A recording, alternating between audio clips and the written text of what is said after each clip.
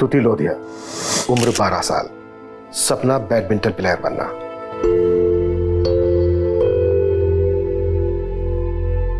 शगुन लोधिया, उम्र 16 साल, सपना फैशन डिजाइनर बनना।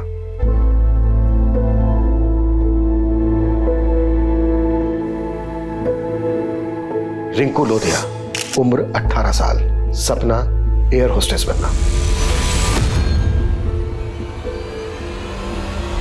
नमस्कार, मैं हूं दिव्यांका त्रिपाठी दहिया। आपका स्वागत करती हूं क्राइम पेट्रोल सतर्क विमेन अगेंस्ट क्राइम की श्रृंखला में। कहा जाता है कि माहौल बदल रहा है, लड़कियां हर क्षेत्र में आगे आ रही हैं, लेकिन देखा जाए तो ये टीवी में, सोशल मीडिया पे ज्यादा हो रहा है। असल में ऐसा नहीं लगता कि अभी भी कई मानसिकताएं पिछड़ी हुई हैं? कई बार लड़कियां समाज के इस पिंजरे को तोड़कर बाहर आने की कोशिश कर रही हैं, लेकिन वो औरों की सड़ी गली सोच को नहीं बदल पाती। और ये उनका दुर्भाग्य नहीं है, ये औरों के गुनाह है जो उनके रास्ते का रोड़ा बन जाते हैं। कई बार लोग इसे कड़वा सच बोल के चुप हो जाते हैं, लेकिन असल में हमारी खामोशी विषैलेपन को बढ़ा देती है।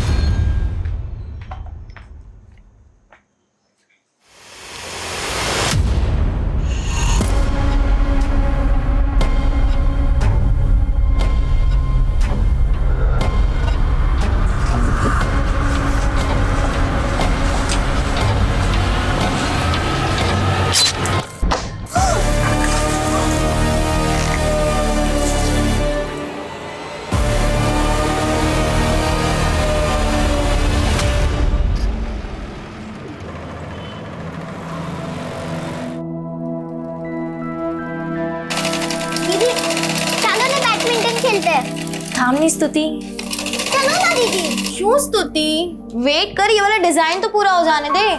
अरे सो अच्छे शगुन, क्या बातें चल रही दोनों बहनों में, मुझे भी बताओ। और हाँ, तेरा डिजाइन पूरा हुआ कि नहीं? ये देखो माँ, मैंने यहाँ पर बटन के बदले ये लगा दिया। कैसा लग रहा है? दिखा? वाह शगुन, बहुत सरस। अरे इतना पक्का काम करना सीख लिया तूने इतनी जल्दी। देखना माँ, मैं बड़ी होकर एक दिन बहुत बड़ी फैशन डिजाइनर बनूंगी। ये बड़ा बुटीक होगा मेरा। जरूर होगा बेटा, जहाँ चाह होती ना वहीं राह होती है। और पता है, जो मेहनत करते हैं ना उन्हीं के सपने पूरे होते हैं। और पता है तुझे, तेरा ये जो मेरी काम तो किसी को पड़ी ही नहीं है, मुझे कोई भी मोटिवेट नहीं करता है। देखो नानी माँ बोली, मुंह क्या टेढ़ा हो रहा है? हाँ अरे बेटा मेरा, मेरी सबसे बड़ी उम्मीद है ना तुझी से, समझी? और माँ के लिए तो सारे बच्चे एक बराबर होते हैं, कोई भेदभाव नहीं होता। रिंकू दीदी कहाँ है? बाय।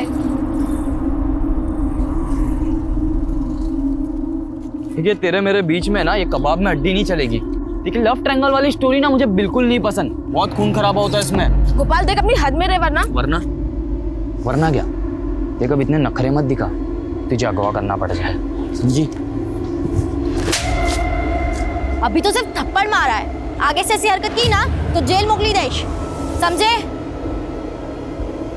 चलो दीदी।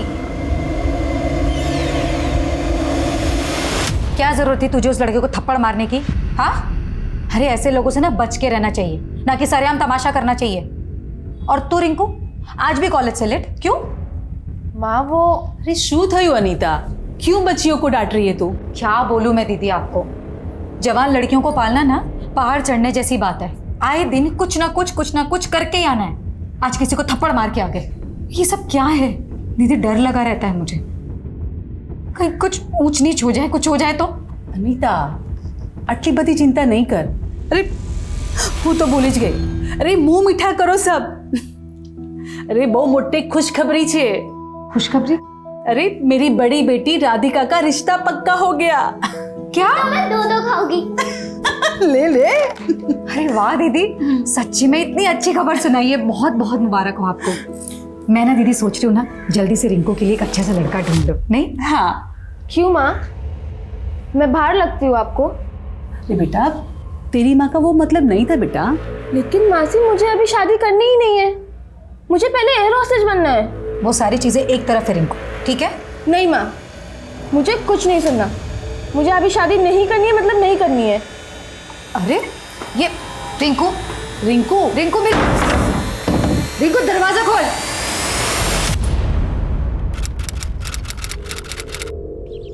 स्तुति, शगुन, रिंकू, खाना बना दिया है मैंने, ठीक है? खा लेना टाइम से। जा रही हूँ, कल शाम तक वापस आऊंगी। माँ, मैं भी आपके साथ चलूं? नहीं बेटा, तू क्या करेगी वहां जाके? और वैसे भी कल शाम को लौटूंगी मैं। तब तक एक दूसरे का ख्याल रखना है ना? लड़ाई झगड़ा नहीं करना, ठीक है? अरे रिंकू, सुन ना।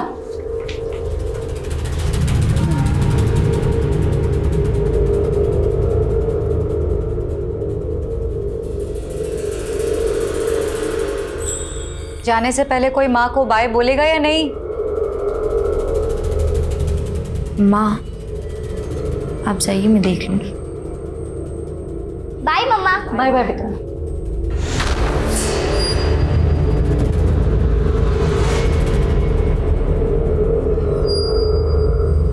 અરે આ તો બહુ ઇઝી છે. જો 5 ને કેટલા થાય? 6. 4 ને 2 પણ 6. 3 3 પણ 6. 2 ને 4 પણ 6. 1 ને 5 પણ 6. સિમ્પલ. 6 6 6. ઇઝી છે ને? ચાલો આપણે નેક્સ્ટ કરીએ. ઓકે.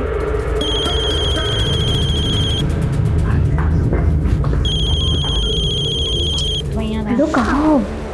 मैं तो दिल्ली में हूँ रिंकू बेटा। पप्पा। तुमको क्या लगा मैं सूरत आ गया? अरे नहीं पापा, वो कैसे हो आप? मैं ठीक हूँ बेटा, तुम कैसी हो? हाँ पापा, मैं अच्छी हूँ। आप कब आ रहे हो? स्तुति बेटा। शगुन, बात कर रही हूँ ना। पहले मुझे बात करनी है ना पापा मुझे से. बात करनी है। अरे तुम लोग झगड़ो मत, मैं सबसे बात करूंगा। पहले ये बताओ मम्मी कहाँ है?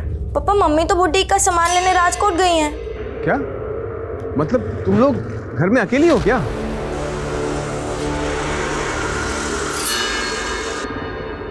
देखो तुम लोग ध्यान से रहना, ठीक है? हाँ पापा, आप हमारी टेंशन मत लीजिए। Good night, bye. दीदी, मुझे पापा से और बात करनी थी। कल कर लेना, अभी बहुत रात होगी, तुम लोग चलो सो जाओ चल के। हाँ। अरे वो सब रहने दो ना, ये सब सुबह कर लेना। अभी अभी सो जाओ, बहुत रात होगी। चलो चलो चलो चलो चलो।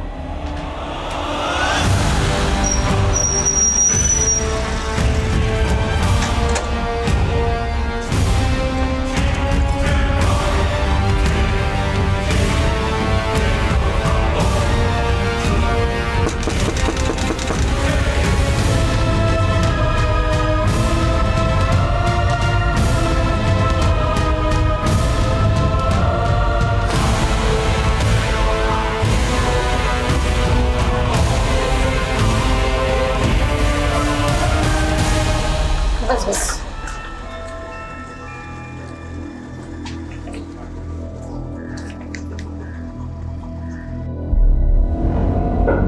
अरे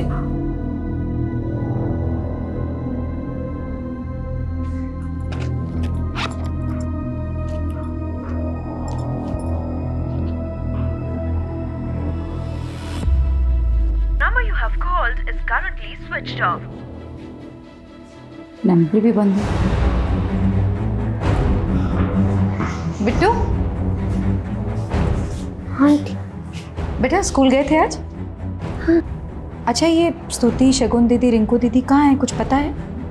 मालूम नहीं आंटी, लेकिन हाँ, जब मैं शगुन दीदी और स्तुति के साथ आ रहा था स्कूल से, तब हमें रास्ते में रिंकू दीदी मिली थी।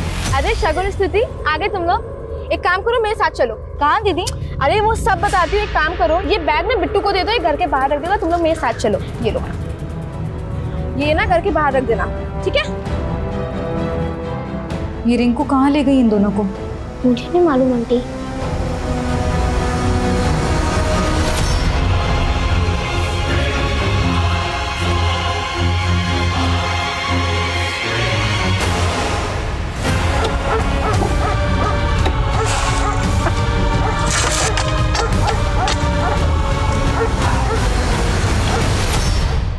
उमंग, आधी उम्र तो तूने शादी किए बिना ही निकाल दी।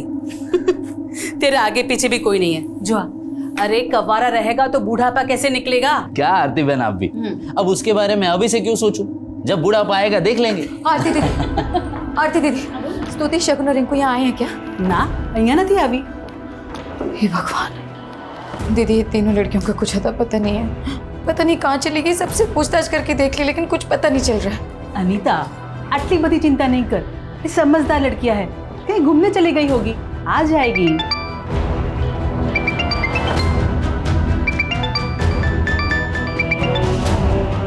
हाँ अनीता, कुछ पता चला उनका? नहीं, आरती दीदी के यहाँ भी नहीं है। अरे कितनी बार कहा है तुम्हें, उन्हें अकेला छोड़कर मत जाया करो। लेकिन तुम कल रात से गायब थी। अरे लेकिन दोपहर तक तो साथ थी ना तीनों। स्तुति और शगुन स्कूल भी गई थी, फिर रिंकू रास्ते में मिली दोनों को, फिर दोनों रिंकू के साथ कहाँ गई कुछ पता नहीं। अच्छा ठीक है, अब रो मत, हिम्मत से काम रखो, ढूंढो उनको। सुनो, आज रात की कोई भी ट्रेन मिल जाती है तो मैं कल तक सूरत पहुंच जाऊंगा, ठीक है?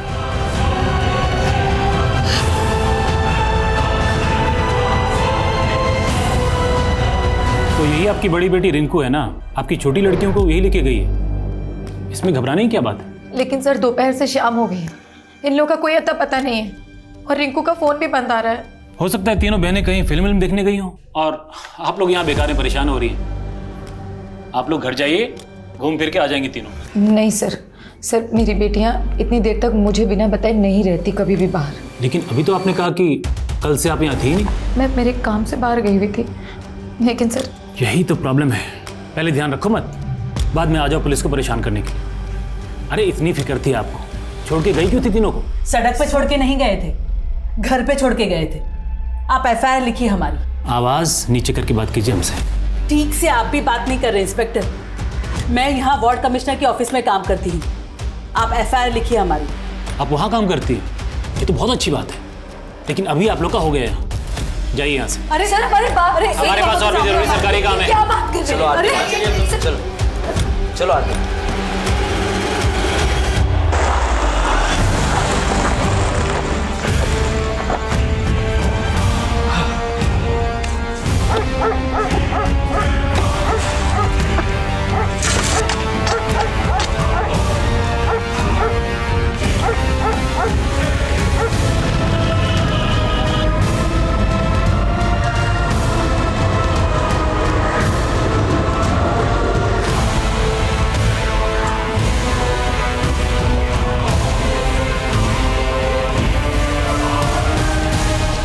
अनीता, संभाल तारी जात में। अनीता,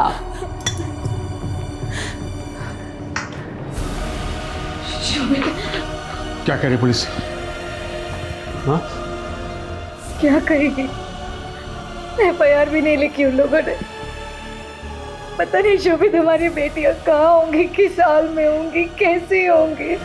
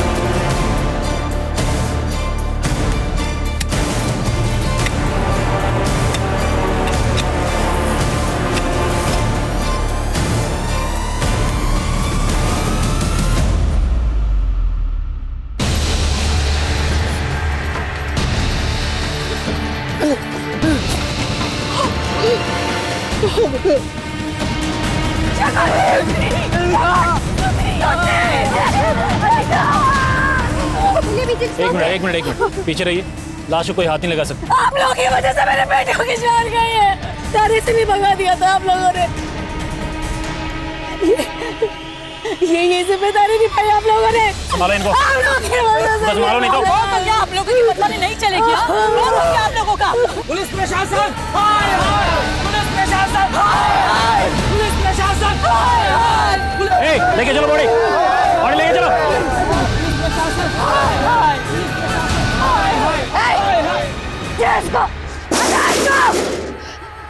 हाथ नहीं लगाना मेरी बेटियों को, हाथ नहीं लगाना मेरी बेटियों को। नहीं खो चुके हैं हम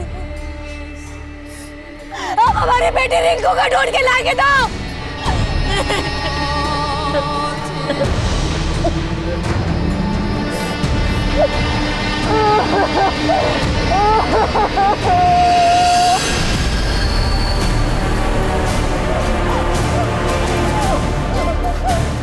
क्यों कर रहे हो तुम ये सब?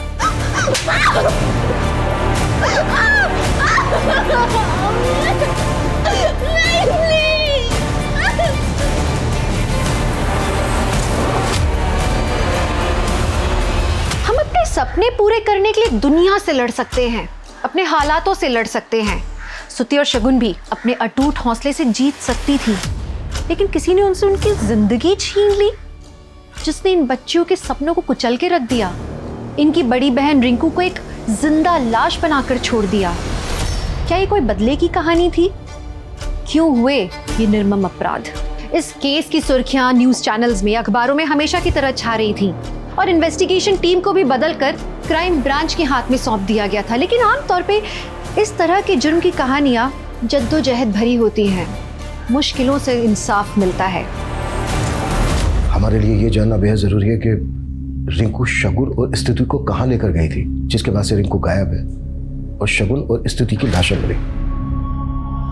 हम भी तब से यही जानने की कोशिश कर रहे हैं, लेकिन कुछ समझ में नहीं आ रहा है। उस दिन हम यहीं पहुंचे थे, शगुन दीदी और स्तुति के साथ। रिंकू दीदी आई और उन्हें लेके चली गई। मालूम करो, इस डायरेक्शन में जाते हुए ने किसी और ने देखा है क्या? और अगर कहीं कोई सीसीटीवी मिले तो उस दिन की फुटेज निकालो और चेक करो। Okay ma'am. सर, स्तुति और शगुन को तो हमने खो दिया, लेकिन हमारी रिंकू सही सलामत पहुंचा दीजिए बस हमारे पास। चुप हो जा। हम पूरी कोशिश करेंगे, अपनी पूरी ताकत लगा देंगे आपकी बेटी को ढूंढने में। जब किसी पर शक है आप लोगों के जो आपकी बेटियों के साथ ऐसा कर सकता है?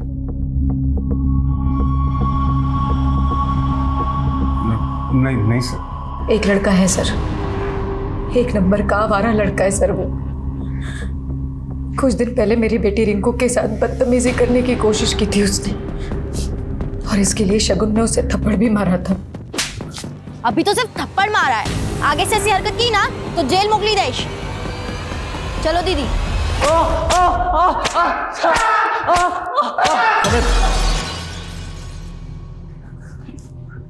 रिंकू कहाँ है? कहाँ है रिंकू? मुझसे क्यों पूछ रहा है? और पूछना तो उसके बॉयफ्रेंड से पूछिए सर, वही कमीना ये कांड किया है। रिंकू का बॉयफ्रेंड कौन? सर नाम तो नहीं पता, पर हाँ रिंकू को उसके साथ बहुत बार देखे। सर रिंकू उसकी बाइक पर बैठ के आती थी, और उसकी बहन शगुन ने जैसे मुझे थप्पड़ मारा था वैसे उस लड़के से भी बहुत चिढ़ती थी।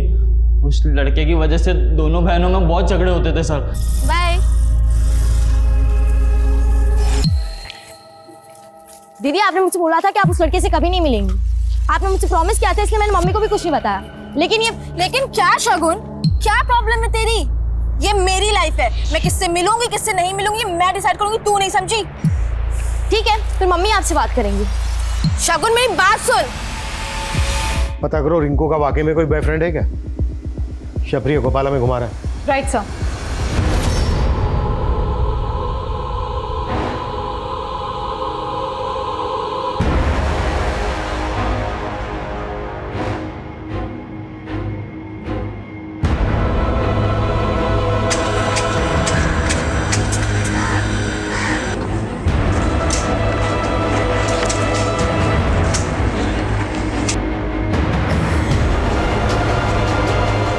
क्या हुआ माँ, बहुत चुपचाप लग रही हो। नहीं कुछ नहीं, बस थोड़ी थकावट ज्यादा है आज। ना मम्मा, हम आपकी मालिश कर देते हैं। अच्छा। और मैं पैर दबा देती हूँ। अरे वो कुछ नहीं हुआ है, आपको सिर्फ विटामिन ए की कमी। अरे मैं आपके लिए टैबलेट लाऊं? हाँ, मुझे पता नहीं था इतने सारे डॉक्टर्स हैं। हाँ क्या है ये? तुम लोग को पता है मेरा टॉनिक क्या है? क्या? तुम तीनों जल्दी से गले लगो मेरे, तो मुझे पूरी एनर्जी वापस मिल जाएगी।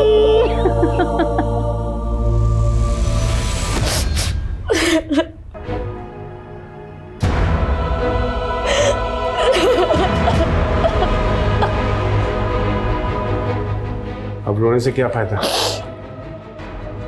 पछताने से हमारी बच्चियां तो वापस नहीं आ जाएंगी। मैं उनको यहाँ तुम्हारे भरोसे छोड़कर गया था, लेकिन तुम्हारी लापरवाही की वजह से हमारी बच्चियां। शोभित, दोषी आप भी हैं। मेरी बच्चों को पैदा करके छोड़ने के अलावा आपने किया क्या उनके लिए? अरे उन्हें जब सबसे ज्यादा आपकी जरूरत थी तब आप नहीं थे उनके पास। आपके गैर जिम्मेदारपन की वजह से मेरी बच्चों ने भुगता। जिम्मेदार आप भी हैं।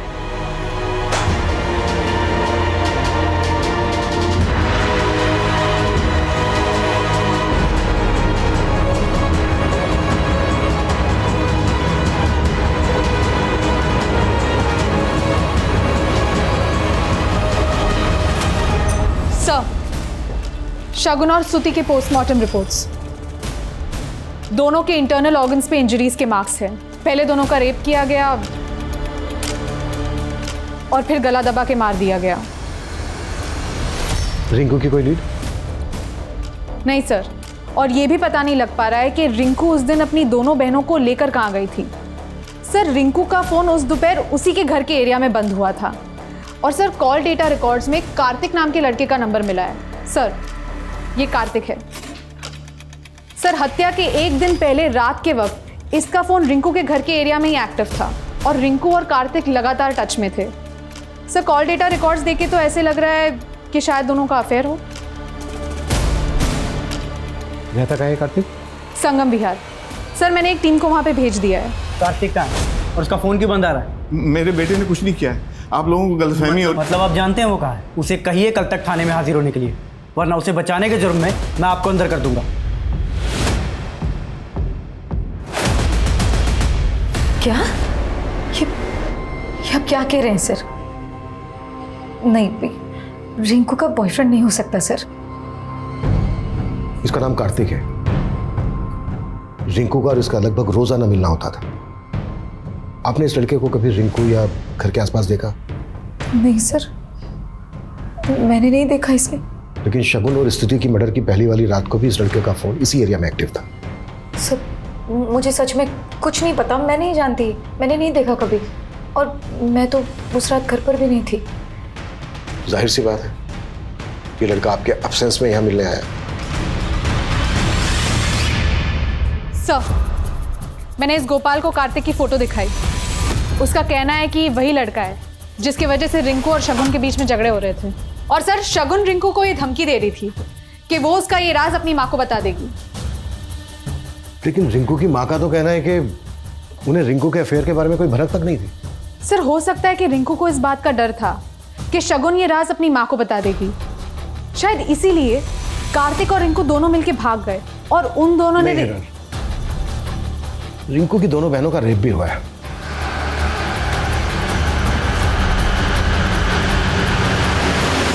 हाँ, एक बार को ये हो सकता है कि कार्तिक की रिंकू की दोनों बहनों पे भी नजर हो। कैसे भी करके हमें इस कार्तिक को ढूंढना होगा। फिलहाल ये कार्तिक इस केस में राजदार नजर आ रहा है। कोई है?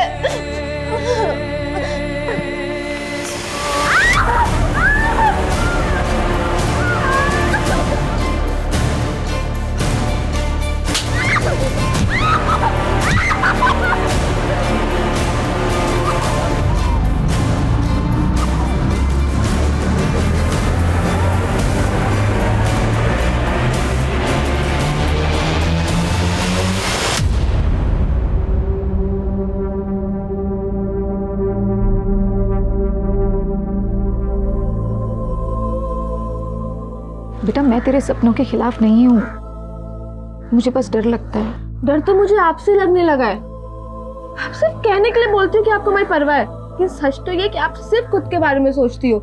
इसके लिए पापा ने भी आपको। बस रिंकू। क्या हुआ? सच नहीं सुन सकती ना आप? तो मैं भी आपके फैसले बर्दाश्त नहीं करूंगी अब। बस करो दीदी, वरना क्या? बता देगी, बता दे, मुझे अब कोई फर्क नहीं पड़ता।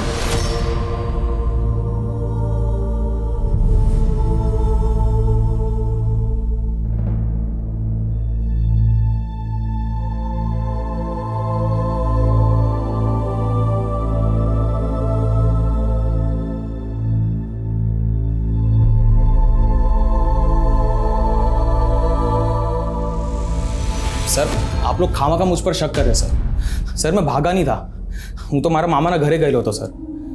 जैसे ही मेरे पापा ने मुझे बोला कि आप लोग मुझ पर शक कर रहे तो मैं सीधा आप लोगों के पास चला आया। बड़ी सफाई से झूठ बोल लेता है तू। ना सर, वो झूठू नहीं बोलतो। मैं मानता हूँ कि मैं और रिंकू हम एक दूसरे को पसंद करते हैं। 10 तारीख को रिंकू अपनी दोनों छोटी बहनों को लेकर तेरे पास आई थी। ना सर, रिंकू अपनी दोनों बहनों को लेकर मेरे पास क्यों आएगी? लेकिन 9 तारीख की रात को तो तू रिंकू से मिला था। हाँ सर।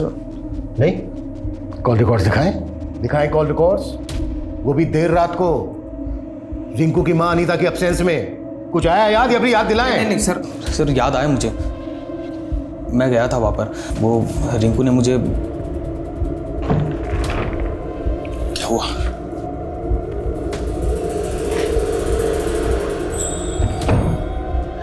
यार रिंकू, मुझे इतनी रात को यहाँ पर क्यों बुलाया? कार्तिक, मेरी मम्मी मेरी शादी करना चाहती हैं और शायद राजकोट भी वो मेरे लड़का देखने ही गई हैं। अगर उन्होंने मेरी शादी की ना तो मैं सुसाइड कर लूँगी। एक काम करते हैं, तुम ना मेरे साथ भाग चलो, हम दोनों शादी कर लेते हैं। नहीं कार्तिक, मुझे अभी शादी नहीं करनी है। मैंने कहा ना मुझे एयर होस्टेज बनना है। आई नो रिंकू, लेकिन तुमने ही तो मुझे अभी बोला कि तुम्हारी मम्मी तुम्हारी शादी करवाना चाहती है, फिर क्या तुम एयर होस्टेज बन पाओगी? दीदी, मैंने कभी सोचा भी नहीं था कि आप इतने गिर जाओगे। मम्मी की एब्सेंस में आप इसके साथ। वो मेरी बात तो सुनो। कार्तिक, अभी तुम जाओ यहाँ से। रिंकू, अभी तुम जाओ यहाँ से। सर फिर मैं वहाँ से चला गया था, उसके बाद क्या हुआ मुझे नहीं मालूम सर। और अगले दिन भी मेरी रिंकू से कोई बात नहीं हुई थी सर। आप चाहे तो चेक कर ही सको चाहता। यही तो प्लानिंग थी तेरी। रिंकू की छोटी बहन शगुन के साथ तेरा 36 का आंकड़ा था, इसलिए रिंकू को पाने के लिए तूने। रिंकू को पाना जरूर चाहता था, लेकिन किसी गुनाह के रास्ते पर चलकर नहीं, बल्कि प्यार से। सर मारो विश्वास करो था, मैं साचू कशु नहीं करो। सर, ये कार्तिक तो गोपाल से भी डेढ़शाना लग रहा है। खुद थाने आके अपनी बेगुनाही साबित करने की कोशिश तो नहीं कर रहा। पता करो, हत्या वाले दिन से लेकर अब तक ये कार्तिक था कहाँ, और गोपाल के खिलाफ कुछ मिला? नहीं सर, ना गोपाल कुछ बोल रहा है ना उसके दोस्त कुछ उगल रहा है। सर ज्योति नगर पुलिस को उनके एरिया में रिंकू की लाश मिली।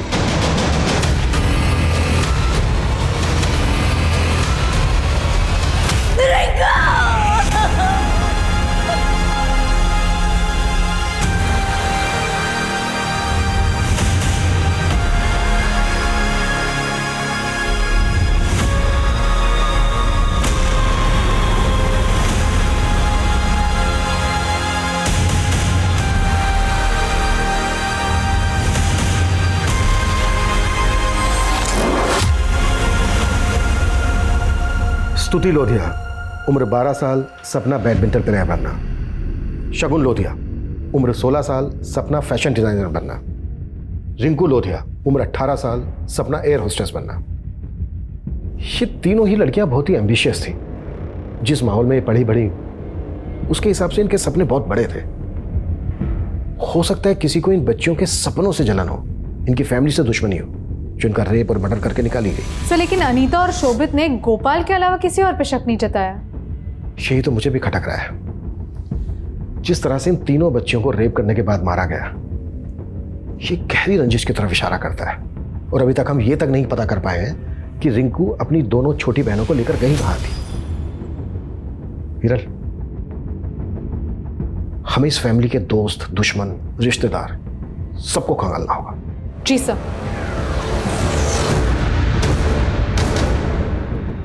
क्यों मारा मेरी बेटियों को? हाँ, क्यों मारा मेरी बेटियों को? मुझसे दुश्मनी थे ना, मुझे मारता था। उनका क्या कसूर था? उनको क्यों मारा मैं? और नहीं तो क्यों मारा मैं? मारता है? तू मेरी बेटियों को मारता है? चला जाए यहाँ से, बता रहा हूँ। तो क्या करेगा तू? मेरी बेटियों को मारा, क्यों मारा मेरी बेटियों को? सर, मैंने बच्चियों की फैमिली के बारे में पता किया। बच्चियों का फादर शोभित पिछले 8 साल से दिल्ली में रह रहा था और इन 8 सालों में वो कभी वापस लौट के नहीं आया। लेकिन बच्चियों के गायब होने के बाद अचानक से वापस आ गया। और सर, अनीता पास ही के मोहल्ले में अपने ससुराल वालों के साथ रहती थी, लेकिन पिछले 6 साल से वो भी अपनी बेटियों के साथ अलग रह रही है। अनीता ने अपना ससुराल क्यों छोड़ा? कोई खास वजह? सर, मैंने खबरियों को इस काम पे लगाया है, लेकिन सर वजह जरूर कोई बड़ी रही होगी। अनीता की बेटियों के मरने के बाद अनीता के ससुराल वाले एक भी बार उसके पास नहीं गए। ये दोनों पति पत्नी ना अपने अंदर कुछ छिपा कर बैठे, इतनी आसानी से निकलने नहीं देंगे। चलो एक बार अनीता के ससुराल वालों से मिलते हैं। जी सर। अगर मेरे हाथ पैर ठीक होते तो मैं खुद अनीता और शोभित से मिलने चला जाता था, लेकिन बेटा तू तो ठीक है ना, तुझे जाना चाहिए उससे मिलने।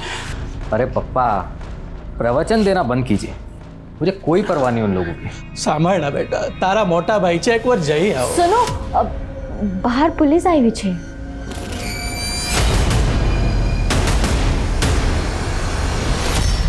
हम घर गए थे आपके फादर ने कुछ बताया हमसे? क्या पता है सर आपको? यही कि आप काम के चक्कर में बाहर चले गए थे और आपके बाहर जाने के बाद अनीता जी ने अपना ससुराल छोड़ दिया। वो ससुराल छोड़ कर यहाँ आ गई रहने, जबकि ससुराल पास में ही है। आपके जाने के बाद उनके लड़ाई झगड़े होने लगे थे। अच्छा अनीता जी, किस बात को लेकर आपकी ऐसी लड़ाई हुई थी, झगड़ा हुआ था कि आप अपना ससुराल छोड़कर यहाँ आ गए? ऐसा कोई झगड़ा या लड़ाई नहीं थी, वो बस। क्या वो? मतलब छोटी मोटी बात में कहा सुनी होती है, बस वैसी। ठीक है।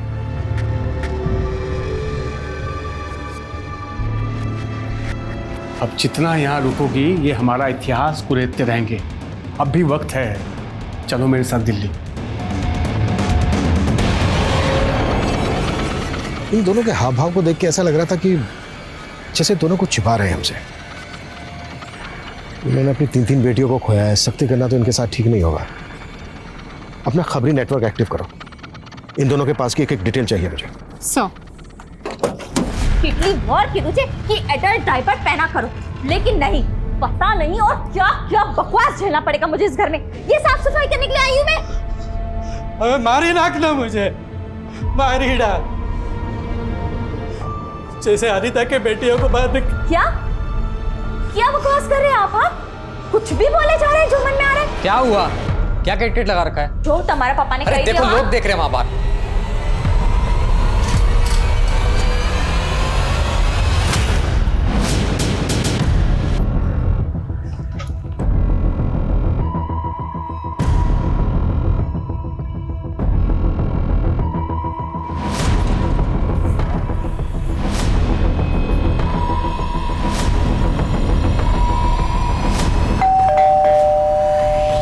हमसे ये बताइए कि आप हमसे छिपा क्या रहे हैं? वो सब मैं सब तुझसे डरने वाला नहीं हूं मैं। अब ये बोझ लेकर मरूंगा भी नहीं, सब कुछ सच सच बता दूंगा मैं। रामचरण जी, आपको किसी से डरने की जरूरत नहीं है। आप सच बोलिए, पुलिस आपके साथ है। अनीता ने मेरी बहुत सेवा की थी सर, इसलिए मैंने सोचा था ये सब कुछ अनीता और उसके बेटियों के नाम कर दूंगा। लेकिन शोभित के दिल्ली जाने के बाद अनीता और उसकी दोनों बेटियां इनकी नजर में चुभने लगी थी। चुप कर, पहले भी उनके खाने में जहर मिलाकर उन्हें मारने की कोशिश की थी तुमने। अरे शू थयो, बच्चे इतनी वोमिट क्यों कर रही है? मैंने नहीं खबर, जाके पूछ लो क्यों वोमिट कर रहे हैं। क्या हुआ बेटा?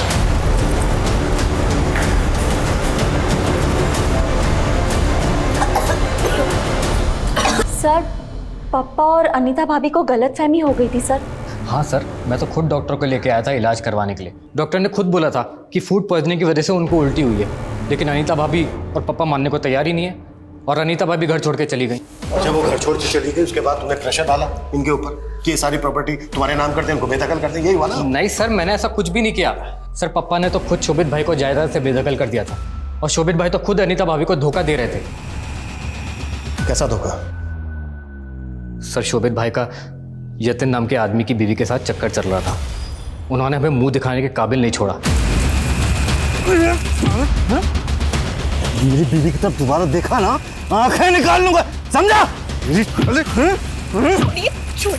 मेरी बीवी की तरफ दोबारा आंख उठाई ना, छोड़िए, क्यों तमाशा कर रहे हो? छोड़िए छोड़िए। हाँ साहब, ये बात सच है कि शोभित की हरकतों की वजह से हम बहुत परेशान थे, लेकिन यतीन भी कोई सीधा आदमी नहीं है। कुछ दिनों बाद उसकी बीवी गायब हो गई थी। लोगों का मानना है कि यतीन ने ही अपनी बीवी को जान से मार दिया था। हाँ सर, यहाँ तक कि वो यतीम तो अनीता भाभी, उनकी बेटियाँ और हम सबको मारने के लिए यहाँ गया था। इसीलिए तो पापा ने शोभित भाई से सारे रिश्ते खत्म कर दिए थे। सुनो अनीता, जल्दी करो। हाँ, 4 घंटे के बाद दिल्ली की ट्रेन है। मैं एक काम निपटा के आता हूँ, तुम पैकिंग करके रेडी रहना, ठीक है? सर, अनीता ने हमें बताया कि शगुन और स्तुति के मर्डर के एक दिन पहले वो राजकोट में थी, लेकिन उसका फोन तो बड़ौदा में एक्टिव था। What? जी सर। और सर, अनीता को एक उमंग नाम के आदमी का अक्सर कॉल आता था और सर उमंग की फोन की लोकेशन अनीता के साथ बड़ौदा में ही एक्टिव थी।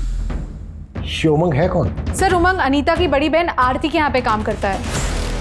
और सर हमें एक और बात पता चली है, यतिन की बीवी काफी टाइम से गायब है और इसकी भी भनक मिली है कि यतिन की बीवी का शोभित के साथ अफेयर था और कुछ टाइम पहले शोभित ने यतिन के साथ मारपीट भी की थी क्योंकि उसको शक था कि यतिन ने उसकी बेटियों को मारा है। ये बात ना तो हमें शोभित ने बताई और ना ही अनीता ने। और अनीता ने हमें ये तक नहीं बताया कि अनीता ने उसकी बेटियों को जहर देकर मारने की कोशिश की गई थी। और अब अनीता का उमंग के साथ अफेयर होने का क्लू मिल रहा है।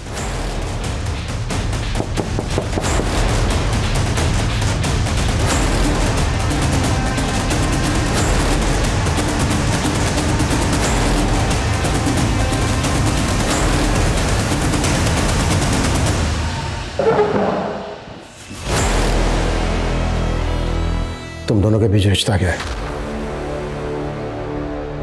सर मैं आरती दीदी से मिलने उनके ऑफिस जाया करती थी,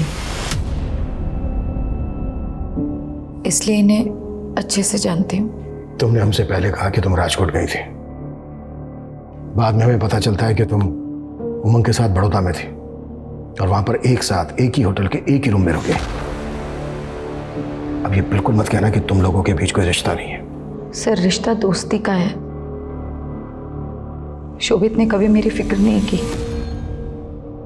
मुझे मेरी बेटियों के साथ अकेला छोड़कर दिल्ली चला गया और फिर बरखा की वजह से मुझे मेरी बेटियों के साथ अकेले रहना पड़ा। और एक अकेली औरत पर हर कोई नजर गाड़ता है सर, ऐसा मेरे साथ भी हुआ। एक दिन आरती दीदी के ऑफिस में सब रैली में गए हुए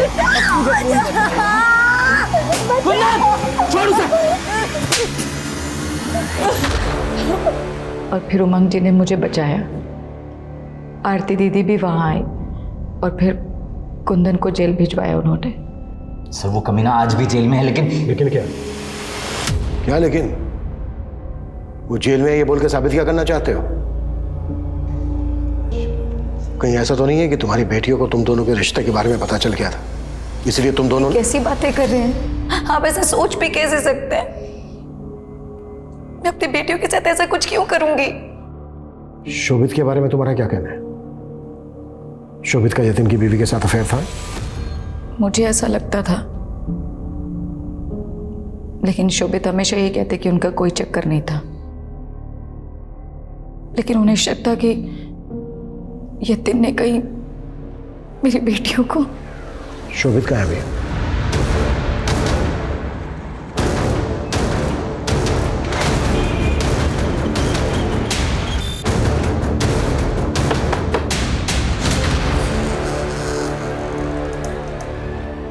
ये सुमन का घर है जो मुंबई में रहती है। अब आप यहाँ पे क्या लेने आए?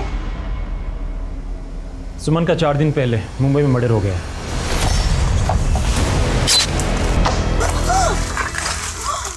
मुंबई पुलिस को जब उसकी पहचान पता चली तो उन्होंने हमें कांटेक्ट किया।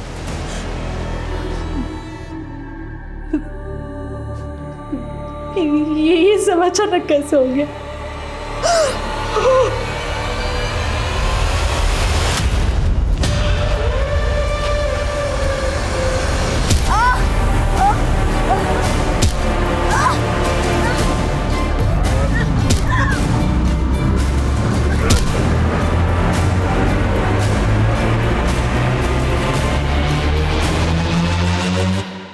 हेलो,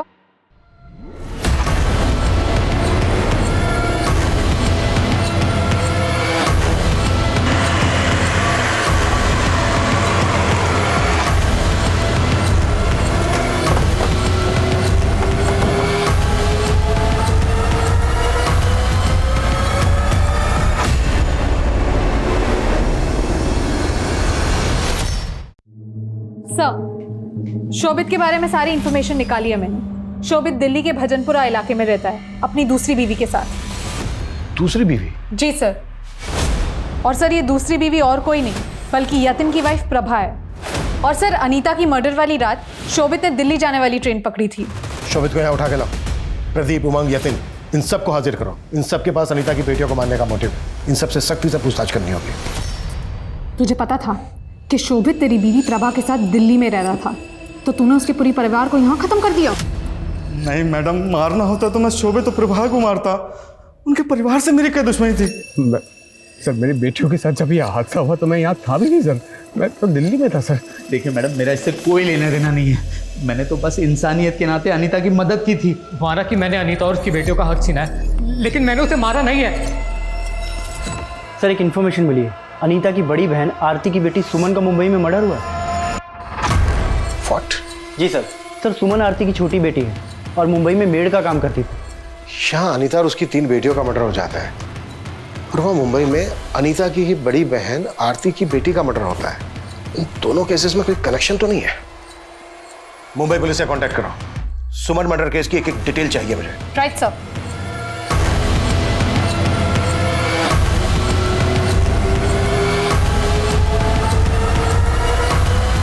सर ये देखिए, यही वो आदमी है जो सुमन का पीछा करते हुए दिखाई दिया था। इस आदमी की फोटो अनीता और उसकी बेटियों से जुड़े सभी लोगों को दिखाओ, पता करो उनके साथ इसका कोई कनेक्शन है क्या। जी सर।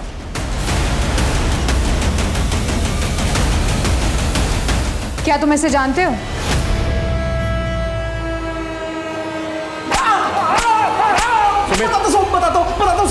बताता हूँ साहब, मैंने कुंदन भाई के कहने पर सुमन को मारा था साहब।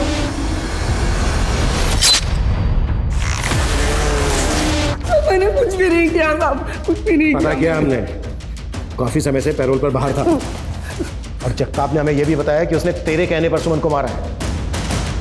अब ये बता, तूने सुमन को क्यों मरवाया?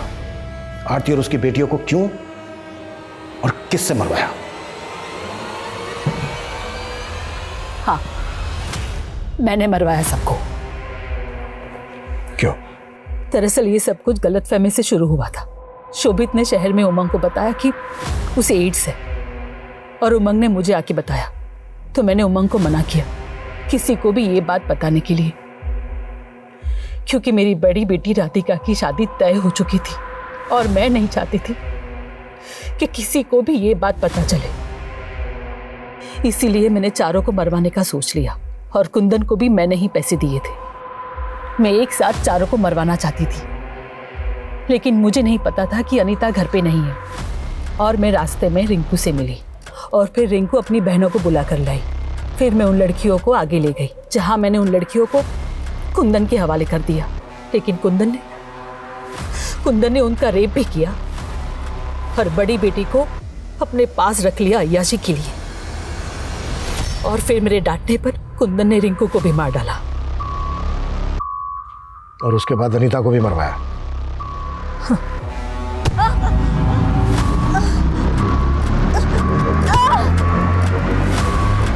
अपनी खुद की बेटी सुमन को क्यों मरवाया? कि शोभित की एड्स की बात छुपाने के लिए मैंने ही लड़कियों को मरवाया था, लेकिन मुझे डर था कि सुमन किसी के सामने अपना मुंह ना खोल दे, इसलिए मैंने ही। एक औरत, एक मां के नाम पर बदतुमा दाग हो तुम मेरी नजर में। वो जीवन ही क्या जो डर डर के जिया जाए। कुछ परिस्थितियां ऐसी होती है जिसके आगे इंसान बेबस होता है, जैसे HIV, एड्स। अगर इंसान को बात बात पे समाज से बहिष्कार का डर रहेगा तो आमतौर पे वो उसे छुपाने के लिए गलत रास्ते पे ही अग्रसर होगा। ये गलत मानसिकता ही असल में सबसे बड़ी बीमारी है जो एक साधारण सी औरत आरती को इतना बड़ा क्रिमिनल बना सकती है। लेकिन इस पागलपन से आरती को क्या मिला? उम्र भर की कैद। हमें इस बीमार मानसिकता से खुद को बचाना होगा। क्यों? क्योंकि मानसिकता बदलेगी तभी समाज बदलेगा। तो मैं दिव्यांका त्रिपाठी दहिया अब लेती हूँ आपसे विदा। फिर मिलूंगी अपराध की एक नई कहानी के साथ। तब तक देखते रहिए क्राइम पेट्रोल सतर्क, विमेन अगेंस्ट क्राइम। एक औरत पर वार, अब हर औरत का भार। जय हिंद।